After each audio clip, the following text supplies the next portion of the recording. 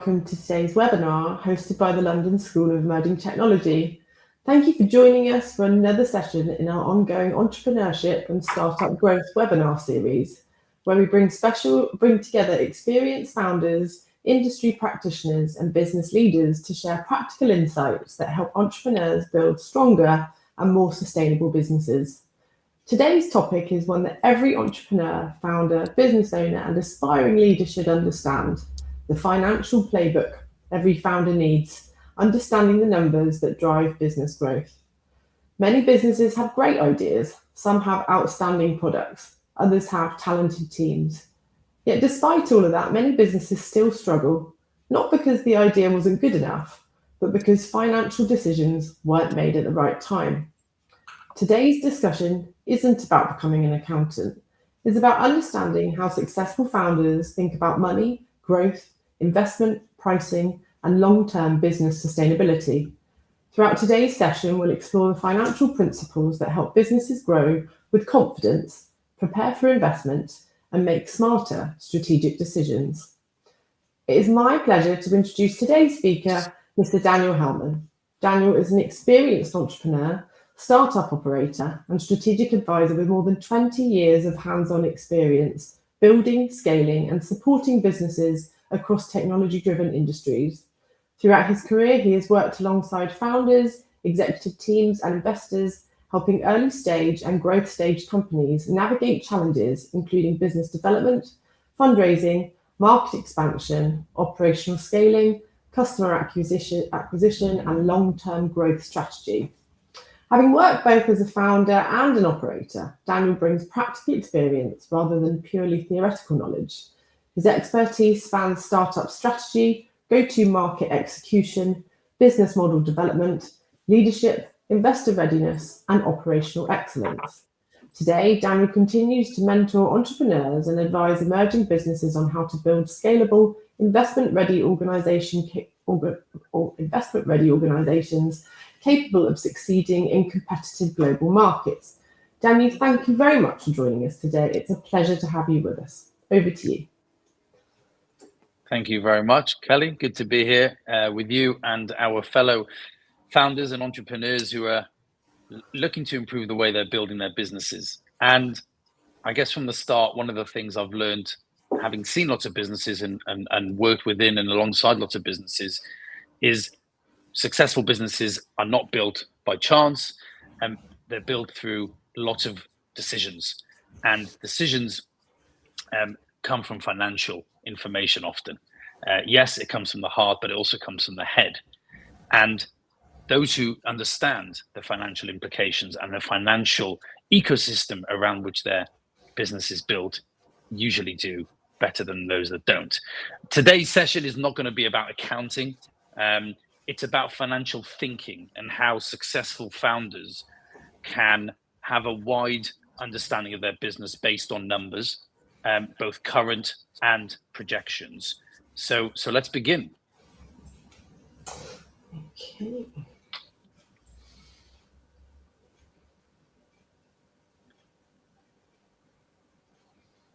Thank you. So people hear the word finance, they all automatically think of lots of spreadsheets, accountants, tax returns, things that to many people might be alien and quite boring. They are to me in some ways, but they can't just ignore it as founders. The reality is finance is not about accounting function, it's a leadership function. It helps you make decisions, and those decisions have a consequence, and often the decisions have a financial consequence. For example, you may want to hire 2 people for your business.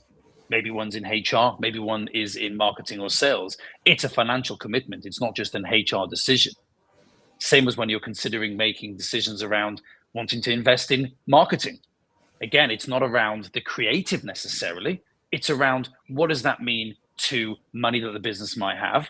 What does it mean in terms of what you want that money to generate, the money you're spending, the return on investment? So that's why I always like to tell founders that finance doesn't begin when you raise investment or when your business is up and running. It actually begins the day you decide to build a business. And today, investors are far more disciplined than they were 10 years ago.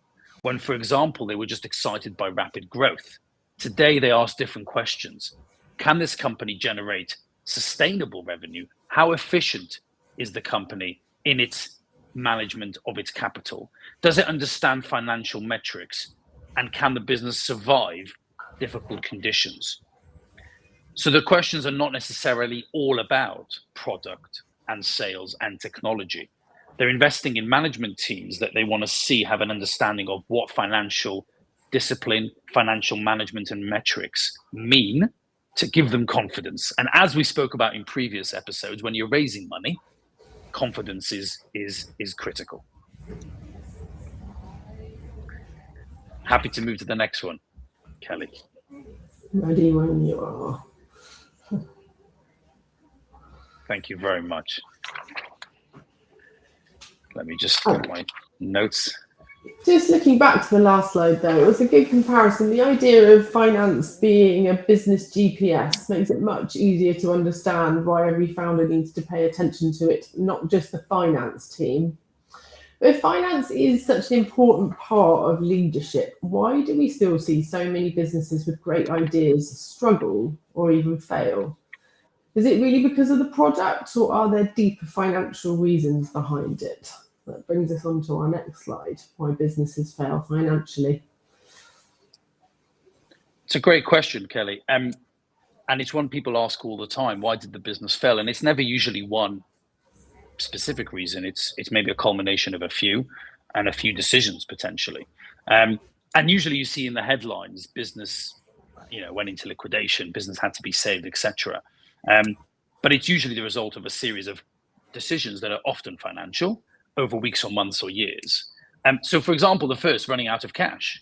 And this is very relevant to our businesses, our audience today, when they're building companies maybe from the start, which aren't generating huge revenues and maybe need to get fundraising.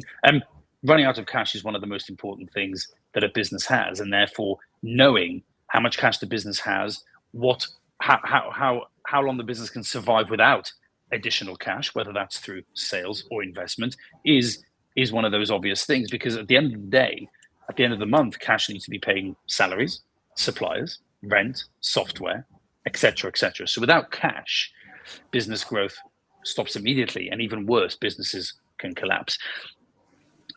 The second challenge is around pricing. Founders often underestimate pricing strategies, and they lower prices at the beginning to just get customers in. And that's where the growth at all cost mentality sometimes can take over. And it might work initially where sales increase, customers arrive, etc. But if the pricing doesn't allow the business to make a profit, that's where there won't be any cash in the business, and it becomes very hard to sustain that growth without having it. The third issue is around customer acquisition. Having a business that doesn't have a clear, scalable, and predictable customer acquisition is difficult for any business, whether you're a technology business or not, because acquiring customers is not just getting one or two through the door, it's doing it repeatedly in increased volumes. And more importantly, those customers staying with you. And we'll touch on that later. Having customers that come, pay once and go off isn't necessarily the best way to run a business, especially in the era of software and building technology. And another one is uncontrolled spending. So growing quickly without financial control. Yes, growth is exciting, and yes, you want to hire people, you want to maybe go international, you want to invest in technology. But if you can't do that in a controlled manner, that's where you'll run out of cash very quickly. And as we all know, founders are and should be the optimists, ever the optimists. But business doesn't reward optimism alone. It rewards preparation, and it rewards financial control management and logic. So you always have to be able to say, well, if someone asked me today, is your business financially healthy? Could you answer it with confidence? And that confidence will come from knowing some of the key metrics that investors and your own management, yourself and your team will want to know about. Those are some powerful insights, Daniel. I think one message that stands out very clearly is great businesses aren't built on passion alone. They're built on informed decisions supported by strong financial discipline. And now that we've explored the mindset and some of the most common reasons businesses struggle financially, let's move into something every founder should know. Which financial numbers should business leaders be tracking regularly to make smarter decisions and build stronger businesses? Let's dive into the essential financial metrics every founder needs to understand. Thank you. Yes, and by the way, the different businesses will have lots of other metrics, right? But these are ones that are quite generally ones that every founder should know inside out. And if you don't, it'll catch you out in the moment you least want, as we've seen on Dragon's Den several times, where they ask a key financial question and the owner or founder doesn't quite know, and they're quite shocked by it. So let's go from the top. Revenue. Yes, revenue is very exciting to talk about. How much money is coming into the business, and it doesn't always tell the full story, of course, but it's a very key indicator of the growth of the business. So how many customers we have, how much are they paying us, etc., dictates how much revenue the business is generating per week, per month, and per year. Cash flow, this is like the heartbeat of any business. So whereas revenue is a little bit of a vanity metric at times, cash flow is really the king here, because how much money is flowing through your business, both in and out, and at the end of it, hopefully, what is left over for you to be able to manage your business and hopefully have surplus cash in order to grow, expand, etc. Number 3, burn rate. This is very, very relevant for businesses that maybe are the early stage and they want to raise finance at some point. This is very, very simply how much money the business is spending every month. And it takes in everything, whether it's around rent, whether it's around subscription to technology, whether it's around people, etc. And people often say it's a little bit like filling in a bucket of water and there's a hole at the bottom, and the burn is essentially all the water that's flowing out, right? Because that's how much you're spending every month, and you have to make sure you have sustainable funds to pay that off, and hopefully more. Understanding burn rate really allows founders to control growth rather than simply reacting when problems arise. Runway flows quite nicely from burn rate, because it dictates how much runway, like an airline, how much time you might have for the business to survive without any additional cash from elsewhere. So think about it as, this is how much I'm burning every month. This is my revenue every month. How long can I sustain that? Is it 1 month?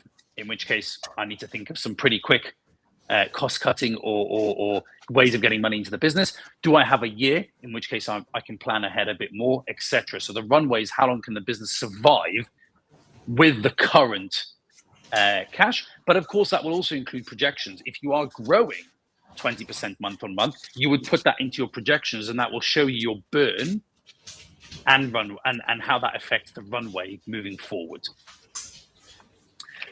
And number 5, profit margin, of course. And this is where we spoke about pricing being quite important. You're selling something, hopefully your customers see value. What is your margin after you've delivered it? So think about it in the way that revenue tells you how much money enters the business, but profit actually tells you how much stays within the business. And that's why historically, or maybe 10 years ago, we were talking about investors wanting to see growth at all costs. So just get as much sales and keep ramping that up. Healthy margins were neglected. Now things are changing. So business investors want to see businesses that are sustainably growing, which means that yes, the growth is there, but it's also happening with a margin, and a profitable margin at the end of it. And if you remember nothing else from today, these are numbers that, again, this is not about an accountant that you speak to once every 6 months and tells you the information. As a founding team, or as founders, this is information that you should have at your fingertips, and you should know pretty much on the go. Think of it as a dashboard that you should be looking at, depending on your business and where you are, whether it's daily, weekly, monthly. These are really important things to having that barometer of your business health. Brilliant. Yeah, it's a fantastic framework, Daniel. And if you're not converting, then what's the point? Yeah, a comparison with a medical checkup is good, because it shows that founders don't need to monitor everything. They simply need to focus on the indicators that truly reveal the health of their business. And you mentioned something that often confuses new entrepreneurs. Many people believe that if revenue is increasing, then the business must be doing well, but that's not always the case, is it? So if we explore that idea further, moving on to the next slide. Yeah, revenue is not the same as cash, and it might seem obvious, but let me ask the audience a very simple question. You could have two companies. One is generating £1 million in annual revenue, but constantly makes a loss and maybe struggles in some periods to actually pay salaries, depending on how that revenue is generated. Another company maybe has half of the revenue, £500,000 revenue, but its margins are healthier and it always has cash reserves and is consistently profitable. Every month it's showing profitability. Which would you rather have? Now, it's not a simple answer, of course, because especially with technology businesses, there's usually a huge upfront cost that people are having to pay for developing the technology, etc., maybe hiring before real revenue is realized. But as an ongoing basis, having that sustainable business model where there is surplus cash every month, you're able to pay your customers, your suppliers, your employees, etc., and come out of it profitably, is generally a healthier business. So revenue does create headlines, but we call it a bit of a vanity metric to a degree, because it's what does that revenue look like compared to your running costs or your burn rate, and do we have profitability at the end of it? And one thing I would say is investors don't expect you necessarily to have profitability and sustainability from day one, but they want to see a path to getting there. So even if you're showing your investor that this year we're going to spend a lot of money, we're getting lots of revenue as well, but we're not quite making a profit, maybe show how you're going to get to a place where profitability is real and profitability is sustainable moving forward, because that's what they want to see.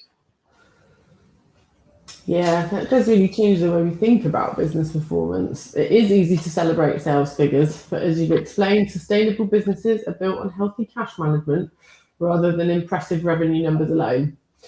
Now, I've spoken about cash flow, and another term that we've mentioned is burn rate and runway, and they're often mentioned in investors' meetings, but many entrepreneurs don't fully understand how they influence funding decisions.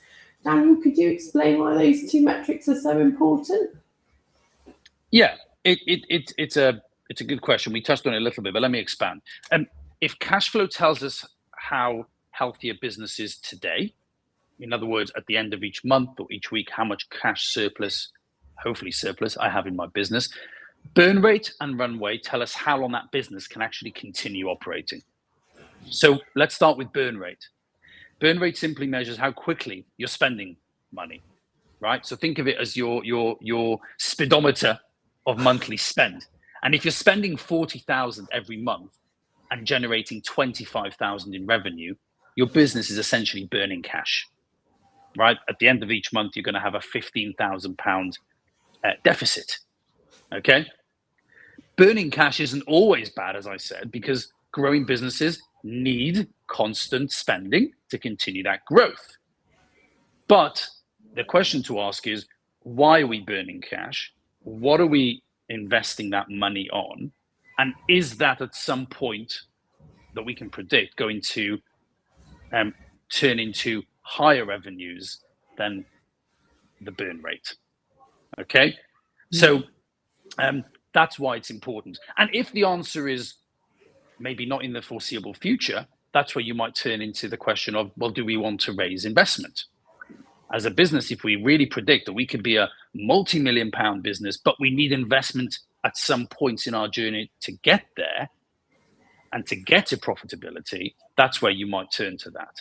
Should we increase our sales efforts? Maybe we're not trying to sell proactively enough.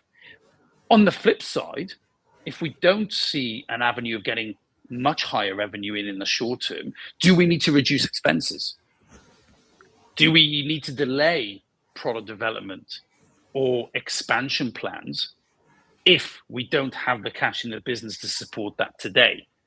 And what I would, and we're going to touch on this later, some of these decisions are being made weekly because maybe the cash deficit is such that we're really maybe on the edge of being able to pay suppliers and salaries, etc. But you don't want to be in that situation, and it's always best to plan that ahead. And that's why it's best to almost have an ongoing calendar of what you're looking to do and how you're looking for the business to perform. Don't expect for it to be fully accurate, and investors don't expect for it to be fully accurate, but it's showing that you're thinking ahead and thinking of how to maybe solve the problem of I'm burning through too much cash whilst my sales aren't quite there yet. And investors will want to see this for their own due diligence, their own confidence, etc. So yeah, super important to know these terms: burn rate, runway. Very, very important to understand what they mean to your business. Yeah, makes sense. It's just having that planning and forecasting, being aware of what's going on, isn't it? Now, we've explored the financial numbers every founder should know and why cash burn rate and runway are critical for long-term success. But understanding your numbers is only one part of the equation. The next challenge is learning how to use those numbers to make smarter business decisions, especially when it comes to pricing, customer value, and building a financially sustainable business. So let's explore that. Moving on. One thing that's becoming increasingly clear throughout today's discussion is that successful businesses aren't built simply by increasing sales. They're built by making these smart financial decisions at every stage of growth that we keep talking about. We've spoken about cash flow, runway, and the financial health, but now I'd like to move into another area that founders often underestimate, and that's pricing. Many entrepreneurs spend months perfecting their product, but only a few minutes deciding how much it should cost. Daniel, why is pricing such a critical part of financial strategy? As we know, when you're selling a product or a service, customers often use pricing as a huge decision-making factor. And it's important because of the psychology to what it means to the customer, but also it's important for what it means to the business from a financial perspective. As we said, you could lower your prices and sell lots of product potentially, but if you're not able to sustain the business, it might become somewhat pointless. So pricing is much more than just what number are we going to put on there, and it has lots of variances in terms of what impacts it. Pricing communicates value, right? This is really the most important thing when you're talking about any startup or a new business idea. What value am I offering my customers, right? And what value? It can be, of course, verbal in terms of what you think the value is, but you must be able to translate it into a real monetary value, especially if you're selling something B2B. Okay, consumers think in a different way, but businesses, if they're buying something from you, whether it's a SaaS or a software or a tool, they will often interrogate what the value is of buying that service. And if I'm paying 250, what am I getting back out of it? Which usually will mean a return of more than 250. So pricing communicates value first and foremost, and it positions you in the market very clearly. It says, where are you in that mix of quality and features, etc., etc. So that's why it also looks at competitors. But fundamentally, it influences your profitability. So if you're selling a product for a very low price, you need to maybe have a business model that can support that low price. Conversely, if you're selling a product for a high price, you need to understand how you justify that value and what is happening in the back end of your business to help justify. And there could be a quality from a customer services. It could be a superior product, etc., etc. So the price really is a very, very rounded conversation that eventually gets you to a price where you might be happy selling to the market. And of course, pricing does change in markets, but getting your pricing right should be more than just putting a number such as 50 or 100 pounds, and not really having too much logical thought process throughout that. Yeah, I guess it all forms part of your positioning, market positioning as well, doesn't it? You know, if you are going for budget, that's fine, but you need to make sure that the costs are in line with it. And I guess it's not competing on price and competing on value. Something on every entrepreneur should remember, because pricing doesn't just influence revenue, it shapes how customers perceive the business itself. But even if pricing is right, businesses still need customers, and acquiring those customers comes at a cost. So let's talk about one of the most important relationships investors examine when evaluating a business. Yeah. So as we've covered in previous sessions, actually, what do investors look for in businesses generally is a very rounded conversation. But in the days of AI, where products and tools are being built quicker than ever before and at a lower cost, actually customers and sales becomes front and mind for those investors. One of the first metrics they'll ask about is, how are you acquiring customers? Where are you getting the customers from? And what is it costing you to get those customers? So let's simplify it. Customer acquisition cost, or CAC, CAC, is simply how much does it cost you to acquire one customer? And for that, you might need to look at, well, what marketing activity am I doing? How much am I spending on influencers? I have a sales team, how much are they costing me, et cetera, et cetera. You have to try and work out, what is it costing you to get one customer? Lifetime value, customer lifetime value, or LTV, very much like it sounds. How much value is that customer generating for my business during the entire relationship of our business? So not just as a one-time purchase, hopefully, during however many years I hope they will be with me. So let's imagine a scenario. We're spending £500 on advertising, okay, which could include some sales, some marketing, promotions, etc. That's how much it costs us to get one customer. And the customer spends with us £250. So I think it's obvious in that example, we're going to lose £250. Now, to an investor, that might be alarm bells, because every time, if they give us X amount of money and we're going to spend it all to grow and get more customers, unless we can show how those numbers can hopefully flip around and our lifetime value becomes higher, or our customer acquisition cost becomes a lot lower, that's going to burn through the investment we're going to get from them. So they are measuring the economics behind every customer. Okay. And that's why growth is only impressive when there is profitability somewhere there. And that's also why investors love recurring revenue.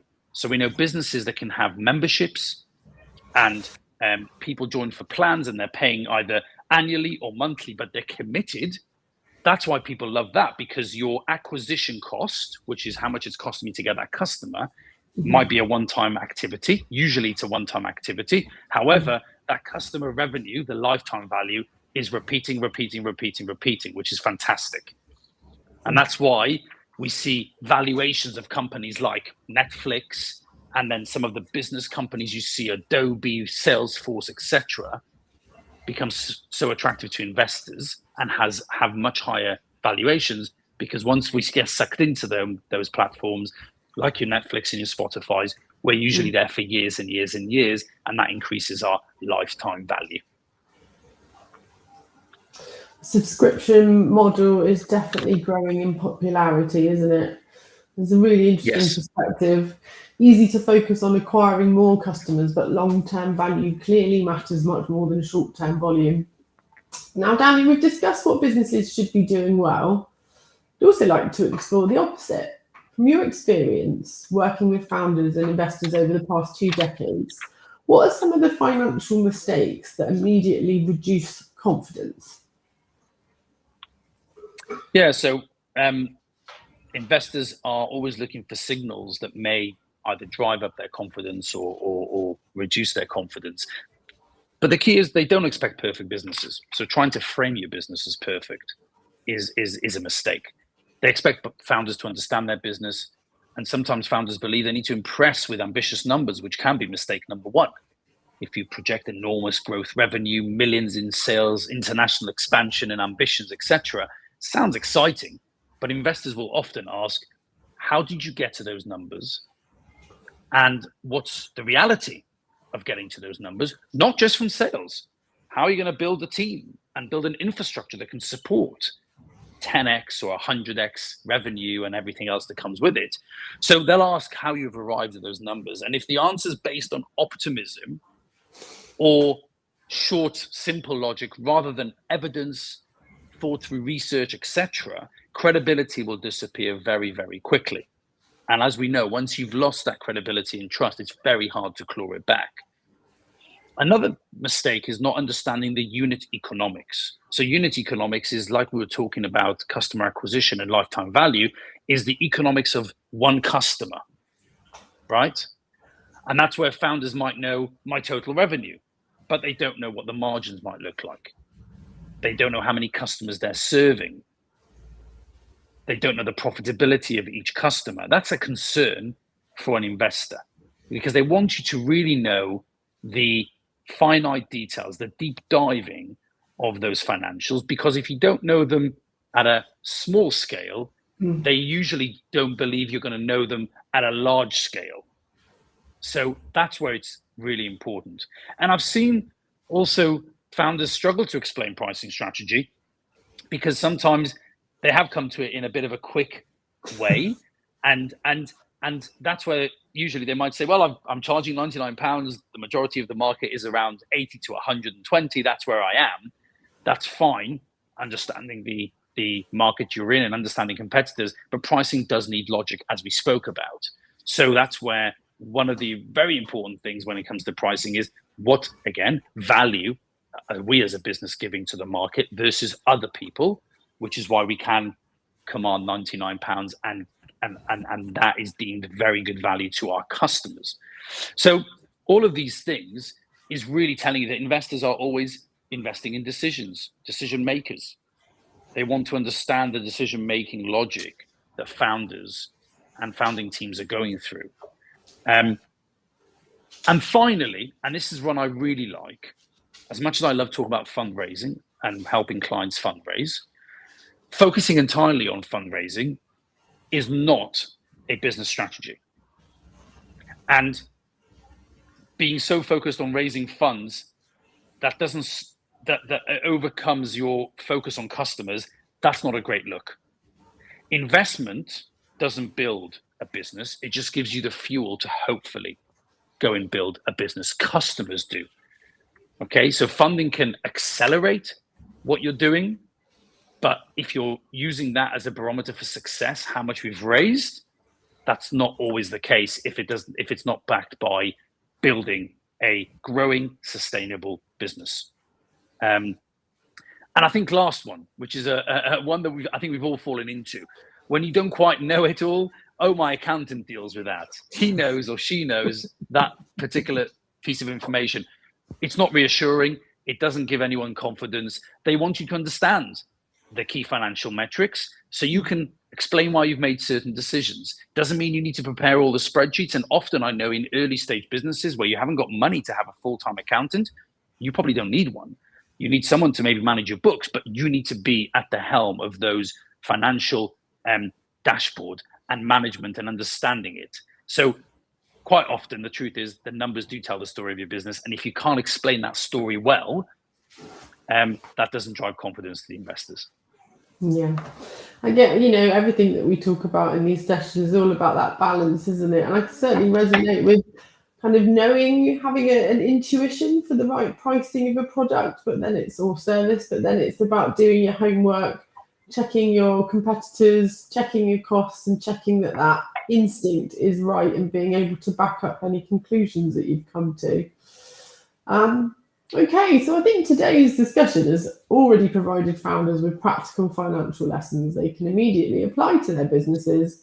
So far, we've explored financial mindset, pricing, customer value, and the common mistakes that reduce investor confidence. In the next part of today's session, we'll shift our attention to the future, looking at how artificial intelligence is changing financial decision-making, the habits shared by high-growth businesses, and finally, the financial playbook every founder should take away from today's webinar. Today's discussion has highlighted an important message that finance is no longer just about keeping records or preparing reports, becoming one of the most powerful tools founders have for making better decisions. As businesses continue to evolve, we're also seeing another major shift. Artificial intelligence is transforming almost every business function, including finance. Daniel, how do you see AI changing the way founders manage their businesses? It took us a while to get to AI, but I'm glad we're here. It's not going anywhere. I think this is really exciting, primarily because, as I already said, I'm not someone who loves diving into spreadsheets, but AI, as we know, is everywhere, and it's helping us make better decisions. Why? because it's making it easier to learn about the finances of our business, and quicker, because looking through spreadsheets for hours is no longer what you need to do in terms of understanding some of the core metrics. So tools today can help us analyze anything that we have within our business, whether it's an ERP, a spreadsheet, financial information, etc. And it can do that across historical months, across current months, etc., and analyze it and help us come to some of those conclusions. It can obviously spit out from the dashboard those key metrics that we spoke about at the beginning, which financial packages already do, but even at a more deep dive level. And instead of spending hours on not just preparing reports, so yes, it will help our financial controllers, etc., but it can actually help us just get to the nitty-gritty of the information we want to know in order to make financial decisions. And that's why these tools can help us on a daily basis or a weekly basis to improve how we're running a business.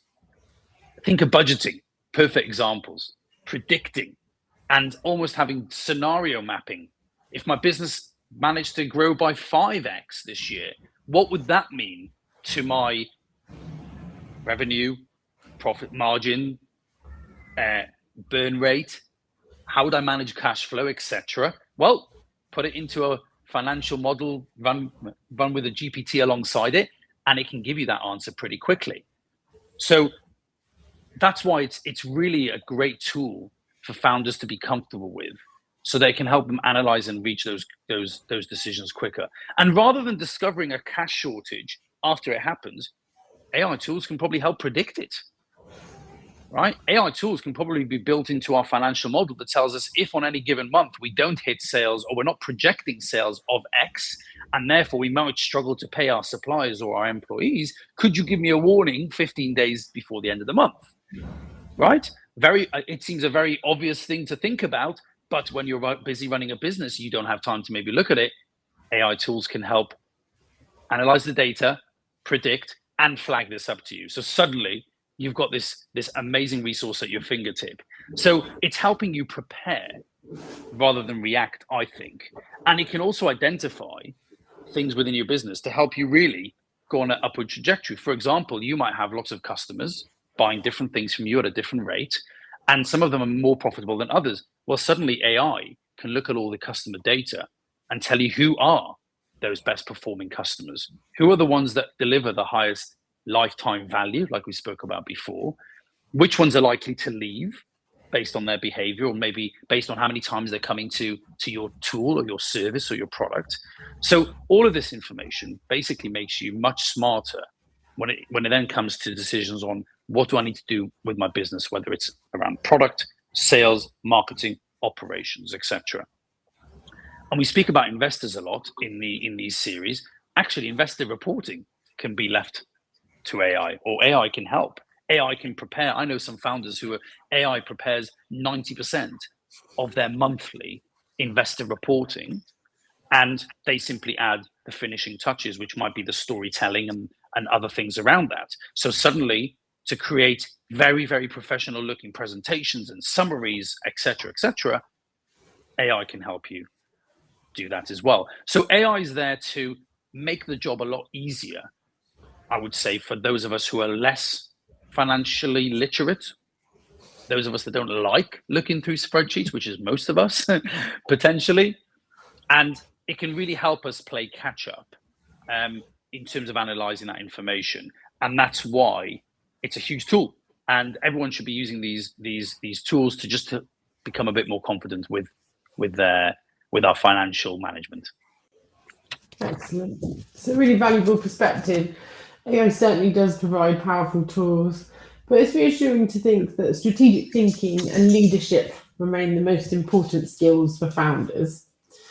Throughout today's webinar, we've explored many different financial concepts. If you had to summarise everything into a practical framework that founders could start using tomorrow morning, what would that look like?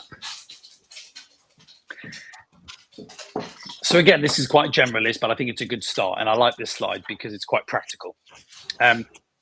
it's almost a list of things that you need to understand from your business, whether it's day one or day 100 or day 1,000. And always know your cash position. We spoke about this right at the beginning. Okay, don't wait until the end of the month. Don't wait until your accountant sends a report. Know how much cash is in your business on an ongoing basis, and know what the forecast of that cash position. Right? Is it likely to hit troubling times before the end of the month, or are we looking good in terms of covering our expenses, etc.?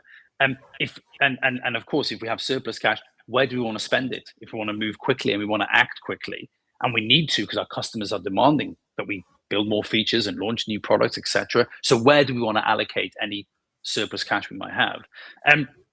So knowing your cash position, always number one. Tracking your spending consistently is very important. Businesses don't get into problems because of one large expense. It often happens as a result of mismanagement of lots of expenses, which might look small, but together they are creating that situation where your monthly burn is higher than what your revenue is. So review them regularly. Again, financial packages and AI can help you just do this, pretty simply. And challenge what I would call unnecessary spending, especially in the early days. Only today I spoke to a company who are building a product, and they're discussing where to invest the money in product development, but with very low usage from a customer's perspective. And one of the things we spoke about was, if you're already envisaging that cash flow will become an issue at some point in the next 2 to 3 months, do you really want to spend that money on improving a product where you might not have that many users? Is it better to go and get users first and then let them use your product before making commitments on more technology, more R&D for your particular product? Is that where you want to spend your money, basically? And I think knowing your finances is really important to help you make that decision of challenging unnecessary and prioritizing spending. Third, understanding your revenue model. This should be thinking from day one in my book. If I'm building something, what is the value of that? Where am I going to get my customers? And working through sometimes a very simplified model of how much will it cost me to build? How much will it cost me to deliver? How much revenue will I get back in return? And having that initial understanding of, is that financial model sustainable for 100, 1,000, 1,000,000 customers?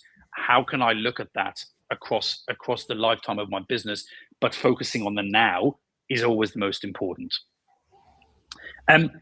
Measure customer acquisition. So we spoke about that before.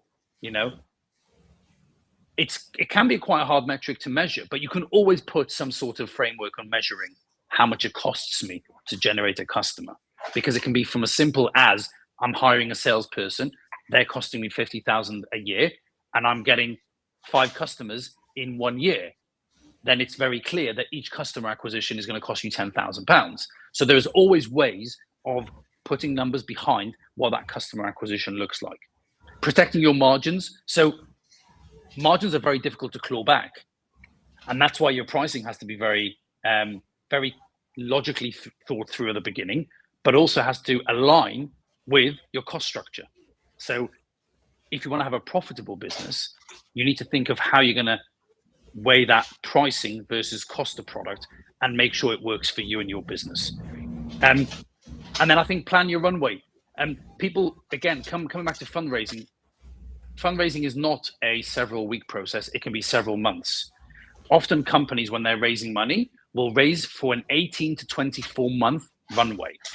Investors are giving you money, and they'll often want to know you're going to have 2 years to deliver on what you've spoke to us, at which point you may need to go and raise more money. But part of that runway will include going out to the market to raise money. So if raising money is a 6 to 9 month process, which it usually is, don't fall into the trap of thinking it's less, and then suddenly you're caught with 2 months to go before you can't pay your bills, and then you go into the market to raise money. Try and always plan ahead, forecast, know where your position is, so you're not in that difficult predicament of trying to raise money desperately. And I would say overall, just review your dashboard. Have it in your mind that your dashboard, which includes those metrics we spoke about, the revenue, the costs, the runway, the burn, etc., is constantly reviewed. It's not once in a month, it's once every week, every 2 weeks, maybe sometimes every day, so you know exactly where your business is at all times. That's what I would say is one key takeaway. Make sure that you're financially literate. Don't hide away from it, even though it can be, if you're not comfortable with these things, it can be difficult to get into. You've got to get comfortable with these numbers and how they're generated and what they mean to your business. And I would say one final message. Sorry, Kelly. That's all right. Most successful founders are absolutely not financial experts. What they are is they're financially literate and confident enough. They make it a habit. And as a result of being confident and making it a habit, they can make informed decisions. And that's what a playbook is all about. Let the finance dictate or help you dictate how you make decisions, especially when time and money is so scarce at the beginning of your journey. Yeah, I think we really covered that earlier. One of the benefits of AI for non-financy people is how it can make it a lot more digestible and easy to get your head around, can't it? A real bonus of it. That's an excellent. Absolutely. Let it help you. Hard work. If it's a brain scratching moment, get the AI out. Yeah, we're getting better using the ChatGPTs of the world to prompt. It's amazing what it can do for you when you give it the right prompt and the right data. And if you've got it within your business, then let it help you, because it will make you a lot more confident, but also make you more likely to make it into a habit, which is what is important. Make it into a habit, not just a once in a quarter activity. Yeah, that's an excellent summary, Daniel. I think many of our participants today will leave realizing that finance isn't something to fear, something that empowers better decisions. Before we close today's session, we'd also like to introduce an exciting opportunity for founders who are looking to move beyond learning and begin building, and that is the LSAT Startup Incubator. At the London School of Emerging Technology, we're committed not only to sharing knowledge through webinars like today's, but also to supporting founders through their entrepreneurial journey. One of the initiatives we're particularly excited about is the LSAT Startup Incubator, a 6-month program designed to help entrepreneurs transform innovative ideas into scalable investment-ready businesses. Whether you're at the idea stage or already building your business, the incubator provides access to expert mentoring, practical workshops, business strategy support, investor readiness guidance, networking opportunities, and a collaborative entrepreneurial community. If today's webinar has inspired you to strengthen your business and take the next step, we encourage you to explore the LSET Startup Incubator and discover how it can support your growth journey. Further information is available on the LSET website, and our team will be happy to assist with any questions after today's session. Daniel, before we wrap up, do you have any final thoughts you'd like to leave our audience with? I think just, as I said, don't make finance something scary. Get used to it. It will make you feel a lot more confident and happier in your planning, in your investor discussions, in your team discussions, and excited to see what the guys are building. Brilliant. Thank you. Thank you so much, Daniel, for sharing your experience, practical insights, and valuable advice with us today. It has been a truly informative session, and I'm sure everyone joining us has gained a clear understanding of how financial thinking supports business growth, sustainability, and long-term success. We also extend our sincere thanks to everyone who joined today's webinar. We hope you found the session valuable and that you'll continue to be part of our upcoming webinar series, where we'll explore more topics on entrepreneurship, innovation, emerging technologies, business strategy, and startup growth. And don't forget to follow the London School of Emerging Technology on our official website and social media platforms to stay updated on future webinars, expert sessions, and opportunities such as the LSET Startup Incubator. On behalf of the London School of Emerging Technology, thank you once again for being with us today. Have a wonderful day, stay safe, and we look forward to welcoming you to another LSET webinar very soon. Goodbye. Thank you, everyone.